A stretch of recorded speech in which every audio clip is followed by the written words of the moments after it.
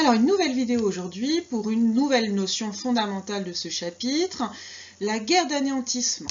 La Seconde Guerre mondiale est marquée par une violence inédite qui va à la fois être montrée sur le champ de bataille, mais également pour les civils, face aux civils.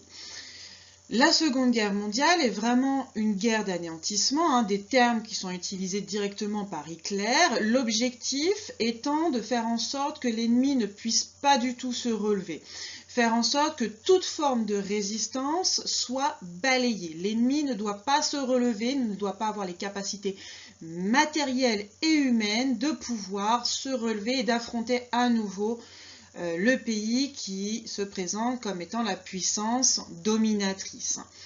Donc bien entendu, pour anéantir son ennemi, on a besoin d'un nouveau panel, d'un nouvel arsenal militaire. On met au point plein d'armements nouveaux. Je vous ai mis sur le diaporama quelques exemples. Nous avons ici le Panzer allemand et nous avons ici l'orgue de Staline qui envoyait des missiles beaucoup plus loin. Pour les soldats, on met au point également le bazooka, on met également au point des fusils beaucoup plus efficaces. Ici, le fusil utilisé par les snipers dans les villes. Cette violence et cet armement va être utilisé notamment dans la bataille de Stalingrad, finalement, qui illustre bien cette guerre finalement d'anéantissement.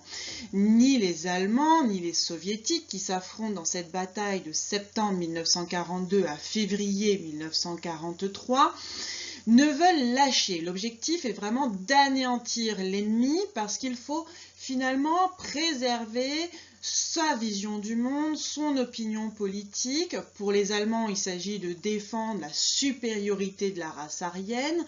Et pour les communistes, il s'agit de défendre leur vision du monde, de préserver finalement la dictature du prolétariat, cette vision communiste qu'ils ont du monde.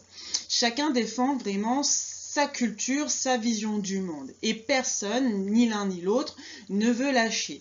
La ville va être meurtrie par les combats et les civils vont être pris au piège dans cette bataille qui va être finalement remportée par les soviétiques en 1943. Mais la bataille va faire des milliers de morts et montre vraiment la violence des combats et la violence qui est finalement généralisée dans les combats de la Seconde Guerre mondiale. Alors, comme à Stalingrad, les civils vont énormément souffrir pendant la Seconde Guerre mondiale. Et ils vont surtout souffrir à cause des bombardements. Et ce, dès le début de la guerre, dès 1940, les Allemands vont utiliser les bombardements pour notamment tenter de faire plier la résistance de l'Angleterre, qui est encore le seul pays en Europe à résister à la puissance nazie. Donc entre 1940 et 1941, les Allemands vont bombarder intensivement la capitale de l'Angleterre, Londres. Les populations vont tenter de se cacher notamment dans le métro ou à la campagne ou dans des caves, mais un grand nombre de civils vont être tués dans ce qu'on appelle le Blitz, le bombardement de Londres. Bien entendu, les Allemands ne vont pas être les seuls à utiliser cette technique, puisque les Anglais et les Américains vont également bombarder intensivement les villes allemandes, et notamment les villes industrielles, l'objectif étant double cette fois-ci.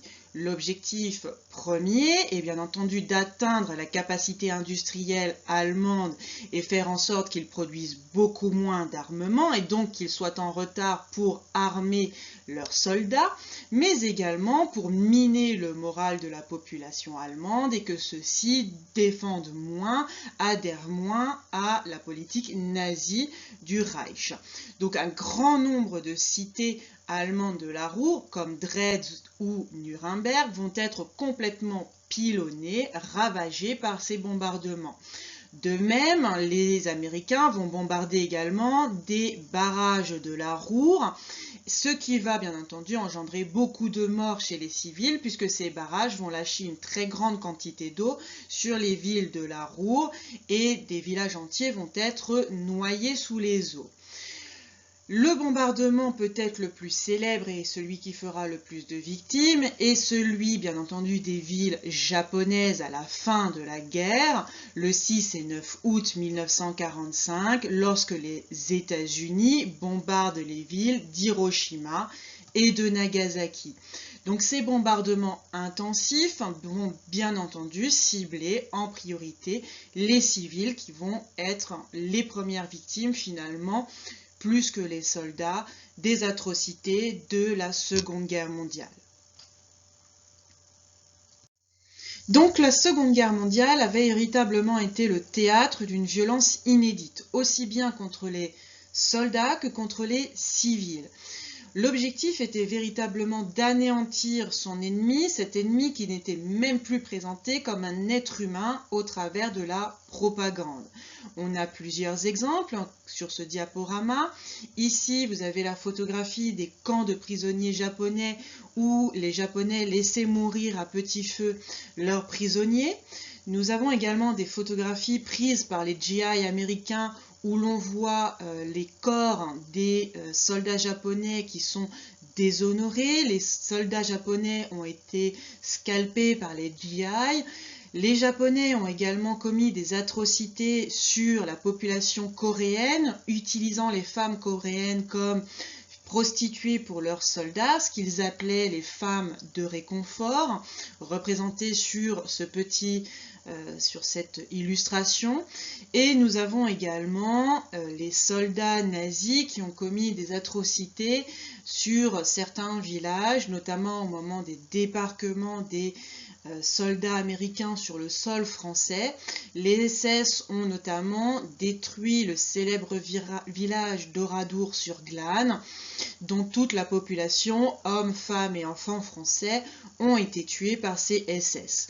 Donc on a comme ça plein d'exemples dans les différents camps, aussi bien japonais qu'allemands et même américains, où la violence a été utilisée sur les soldats, mais également sur les civils. Donc on a vraiment ici une nouvelle forme de guerre dans la Seconde Guerre mondiale, qui est véritablement une guerre d'anéantissement.